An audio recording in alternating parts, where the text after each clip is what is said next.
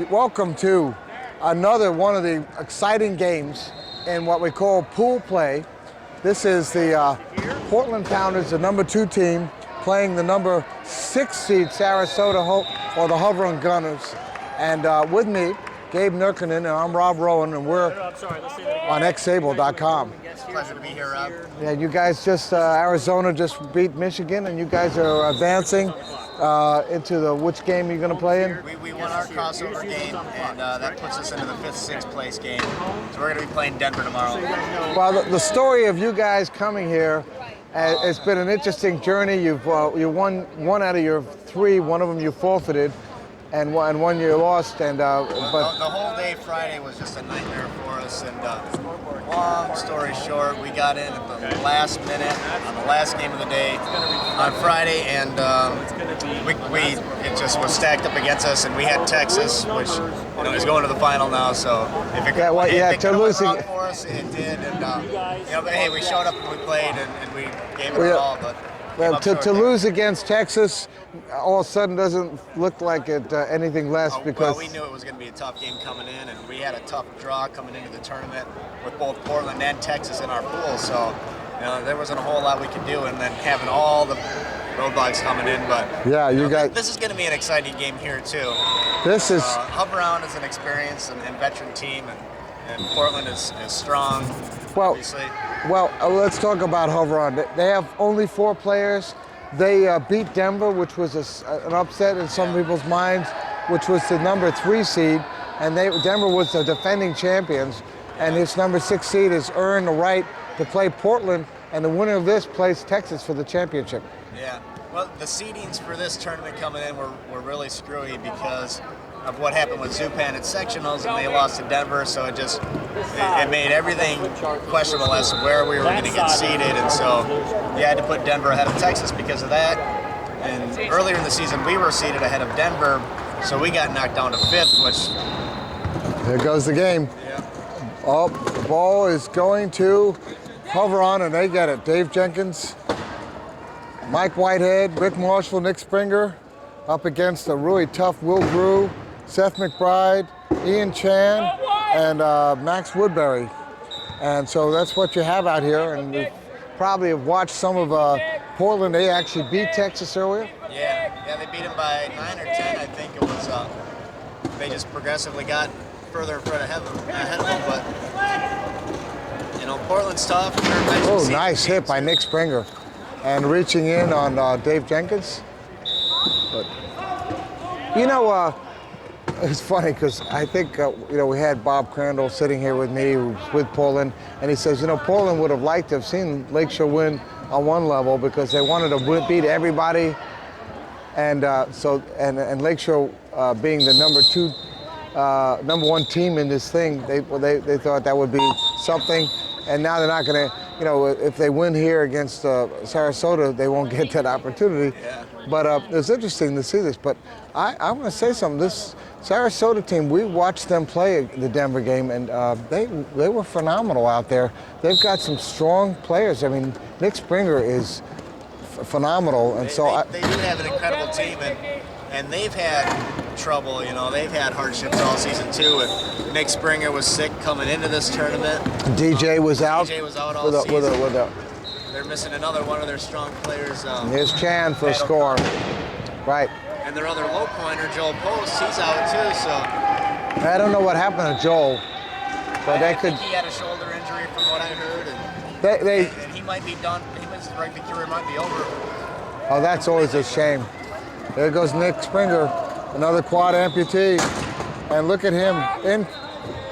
He's hard to stop. I know. He's not a great ball handler, but if you can stop his chair and get in his face, he has trouble. Yeah. But that's a lot easier said than done because he's so elusive. He is. He's fast. He turns on a dime. And here goes Portland. They're going to tie it up. Seth McBride. Now, I had never really watched much of Portland. I saw them a little at Demolition Derby. But I am impressed by the balance of this team. They're balanced, and from top to bottom, there's so much speed on this team. And to try to run with these guys who are so well conditioned, at the speed that they run, it wears. Look at this. They're down. putting a lot of pressure on them. They got to get this ball across. They got 5 seconds. Can DJ do it? Timeout. They called the That was time. right at the 15 seconds. It was That was a good timeout. Who called that? Did the coach call that? I One can't. of the players. The coach can't call a They timeout can't.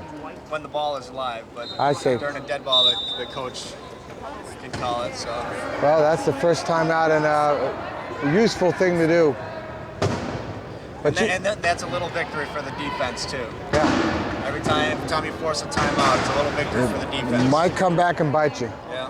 Because if we've seen it, it's only 6 minutes and 45 seconds left in this first quarter, 1 timeout down, and we've seen it where you can't call a timeout, you lose possession, and that point may be the most valuable thing. So Gabe, tell me about your play. You've been playing with Arizona for how long? I started playing rugby in 2003, and the first team that I was on was the U of A. So I've been there for my whole career for the last 5 years, and it was incredible. My first year, we were at the bottom of the league, just bush league, and we started picking up players over the course. And Hold up. Time running out here, 1 second. They got a score, they're down the wire. They won't want to waste that timeout. The pass to Mike Whitehead, and he scoots across. No! They did not give it to him. I thought he might have made it. That ended up being a turnover. That timeout was wasted. yeah. And that would have, Hoveron can't afford those. But the game is long, so we'll see what happens. But anyway, you were saying So in 2005, we made nationals for the first time in Division II in the history of our team. The next year, we finished 4th that season. Next year, we came back and made nationals again and finished 3rd. and here you are, Division I. And the following year after that, we made Division I, which was last season. And we didn't win a single game in Division I last season.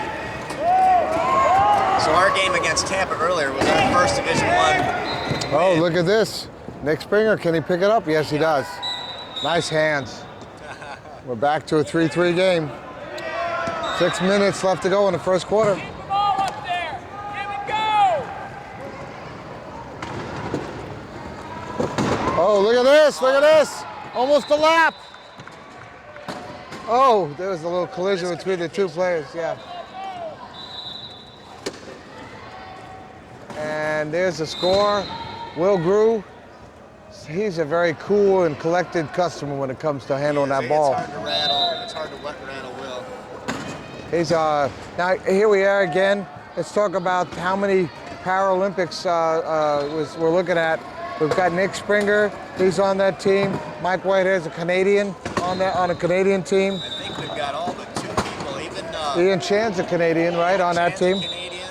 Will Grew, Seth McBride. Max Woodbury's an alternate on the Team USA. The low pointer from Portland. Denied here. Denied. So, Dave Jenkins just has mentioned he was the best 2.0 in the sectionals. He's a great player. They really missed him when he wasn't there at Knock and Roll. Up, Ian Chan. So yeah, that does make for a good matchup here, especially having one of the top 3s in the world in Ian Chan, Canadian, and another top 3 in the world, Mike Whitehead. Mike Whitehead, who are both Canadians going against each other in this matchup. Well, and I'll tell you what, look at this forward pass to Nick Springer. And there he goes, Will Grew coming, but Nick says, just try me, just try me. Well, there's a little bit of, I know that Ian and Mike not necessarily both going to be on the court at the same time when it comes to Canadian. They have a strong team. They have a strong team, and those 2 players. Ooh, looks like Nick looks hurt a little bit. They have a little bit of a personnel timeout here. But one lineup that the Canadians are able to run with those 2 guys on the court, they have a really strong white 1.5 player in Patrice Simard. Yes, Patrice Simard. That allows them another half a point to put on the court. So they do run that lineup a lot. Yeah. They have a lot of guns on the Canadian team while we're at it. And I was impressed by Patrice Simard. I saw him play. at both knock and roll and at the Derby. And you know what? They're going to be a team that's going to be a tough team to play against when it comes down to the Canada Cup for sure. And then when it get to, I'm not sure if they're going to be at the North America Cup. I suspect they would be. Easy score there because of the penalty on Nick Springer. We have a 6-5 game here. And we have David Jenkins putting the ball forward to Mike Whitehead, and there's an easy score there. Now, Humbertown's starting to drop back in the key. Maybe just to conserve a little energy. Just a little bit. Rick Marshall, another, he's been playing a long time. I think Rick played on the Tampa Generals, didn't he, at one point? Wasn't he a Tampa player? But he's a good .5 player. He's very crafty. Yeah, he's been in the league for a long time, much longer than me, and I'm afraid I don't know all the history going back that far. Oh, look at that! Look at that! He's keeping Ian out. Ian's and a push. So they called a push on the low pointer, and that's a turnover. Yeah, and Rick was a little upset about that. He.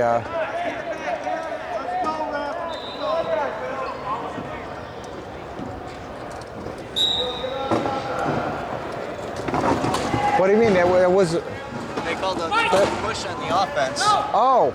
And so that was a turnover. It was a push instead of a hit. It was. And if you didn't know what, oh, look at that! There's the turnover back. Mike Whitehead gave that ball up, and look at that turnover and another turnover. It's so common. It's so common. There's a mental lapse that happens.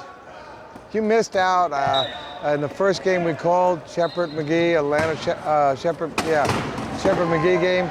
There were 6 turnovers in a row. Oh, wow. Long bomb. Dave Jenkins. Top spin on it. Dave Jenkins, I don't think he's going to get it. Too far, no. That's another turnover. Much heat on it. So we missed you guys at the banquet last night. Ed Surr got inducted into the Hall of Fame. We got the coach of Portland. It was a pretty incredible sight. We get emotional? You know, it was a great night for the .5s with Ed Surr getting into the Hall of Fame and Jason Regier getting the Player of the Year. Yes, Player of the Year. You know, 2 .5s in our sport. And Wayne Romero with the also getting in the Hall. You know what? We were able to interview the two of them, and I suspect before this over, we're going to do an interview with Jason. But no question, we missed the rubber chicken, but we needed a little time. The ex-Able team needed a little time together. It was a long day. Our cameraman had flown in from covering the Florida Open. He'd been there. We have a new crew out at the Florida Open covering wheelchair tennis. I mean, we do so much things, and we wanted to have a little time. We had some business stuff to talk about. Sarasota's made a couple of turnovers, and they may have made another right there. And I think they have. Just threw a pass there, and Springer didn't see it coming, No. So we got another turnover. I'll tell you what, this is where it's going to kill the Gunners. If they allow this to happen, this is going to be the 3rd turnover, and it's 3 points that they made out of it, and it's 9-6. And they got to settle down. You can hear Ed Hooper saying, settle down, guys, settle down. You know, these guys are too good to make those kind of mistakes. You know, Mike Whitehead has certainly been around enough. And he's looking for somebody. Nick Springer's open, but look at the tough defense of Will Groot. And Mike looking for, oh, beautiful pass.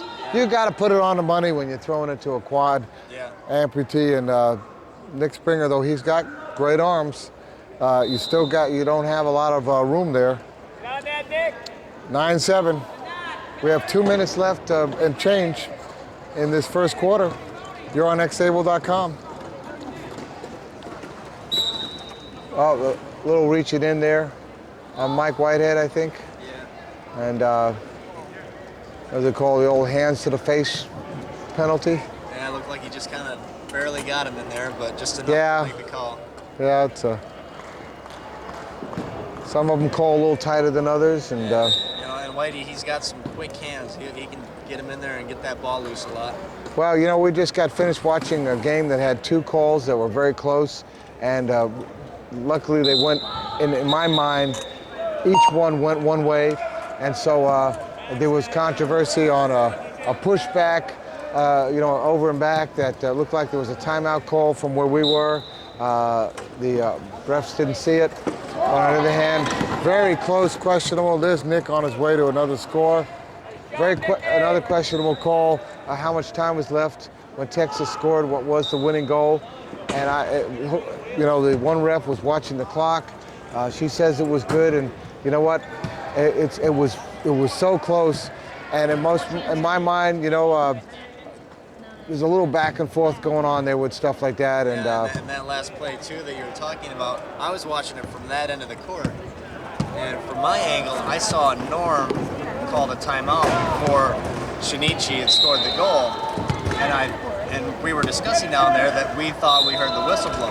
One ref blew the whistle to call the timeout. The other ref blew the whistle to call the goal, and we couldn't tell what they were discussing, but they ended up awarding the goal. But there was no time left. How could he call a timeout? It was 0.1 second or something. It looked to me like as soon, because the clock doesn't start. Oh, what a on that pass. What an interception there. Yeah. That's another. The clock won't start on a pass until somebody touches it. And to me, it looked like they threw it, and as soon as Shinichi grabbed the ball, Norm was calling timeout. And that would allow them to get a last-minute goal situation where they can set somebody up in the key and throw a pass right into it. Oh, penalty goal. I tell you what, Sarasota's starting to wear down on this tough Portland defense. It's already been a long 4 points with 57 seconds. Let's see what Sarasota can do here. They have an opportunity to maybe get a couple of scores in here without any turnovers. Nice hit there. 3 seconds to get it over here. There we go. And they do. Just in time, just in time. And Nick throws it back to Mike. Mike's going to go in. He's got 2 men on him, but I don't think they're going to stop him at this point. Patience, he's waiting for his team to reset. 12 seconds. And Mike is stuck. He's not getting through. He can't stay in there too long. Fire! He's got 3 seconds. It's down to 2, 1. So now the Time shot out. clock will reset to 15 to give him a little Wow, that was close. That's their second timeout. And if you see in the key, they've got DJ trapped up already. So that forces him to call inbound. Yes, otherwise, well done, though. Mike Whitehead with some equipment things. Yeah. Sarasota is going to take this end of this first quarter, and they're going to regroup and talk. I think Ed's seen some stuff that he's not happy with, and he's going to try to get them to calm down and play their game. So much of this game happens in between the whistles, that transitional game. Just like DJ getting caught in the key. If he doesn't call inbounder, then There's the score. he can get called for 10 seconds in the key. Yeah. So it's just those little things that change the course of the game. Yeah, you know, some of the, you know, you see some, with 5 seconds left. Nick Springer. 2 seconds. Nick, got a hold of that ball, and that's the end of it. 12-9, 3 points. We're seeing Portland up ahead. And with the end of the first quarter, we'll be right back with xable.com.